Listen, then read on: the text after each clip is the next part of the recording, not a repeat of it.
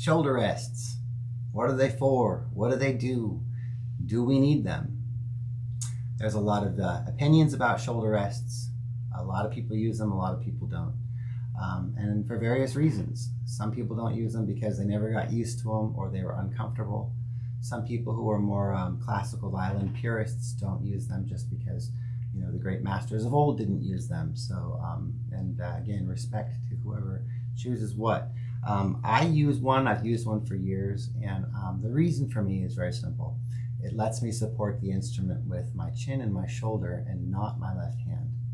Now, if I'm thinking about that, my left hand has a lot to do already, just playing the notes.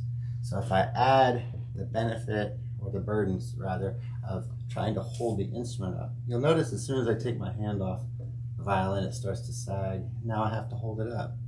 So the shoulder rest, when I put that on, allows me to support that instrument and then free up my left hand to do more, play more notes. So I can hold it here and have a conversation with y'all. So that's it. That's why we use a shoulder rest. Provides stability, and that's it. So there's a lot of different brands and styles and price points for shoulder rests. I recommend trying something standard, middle of the road, and then trying other things if that didn't work for you. You can always use Amazon's return policy if you want.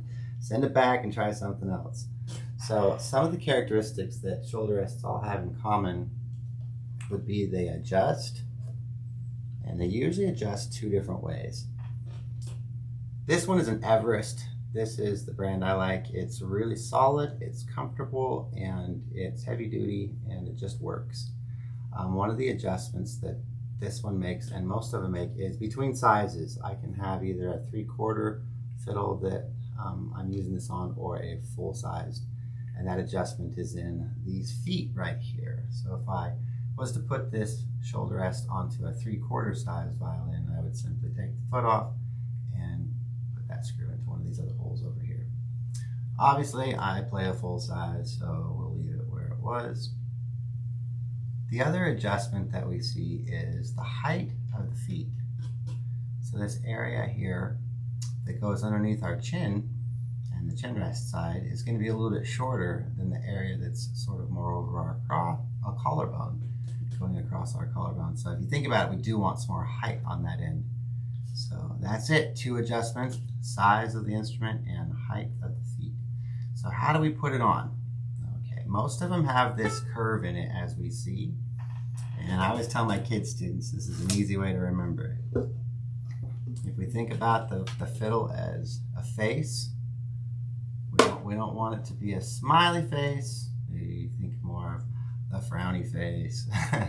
And for some reason, just saying that helps people remember to put it on like that. So what you'll do is you'll hook one side and then slide the other foot across.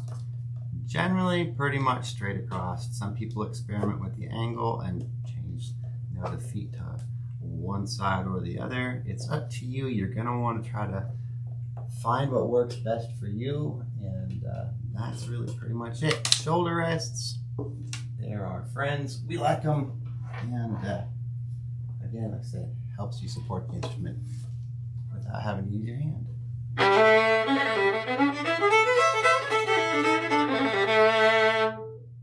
Let me know if you got any questions.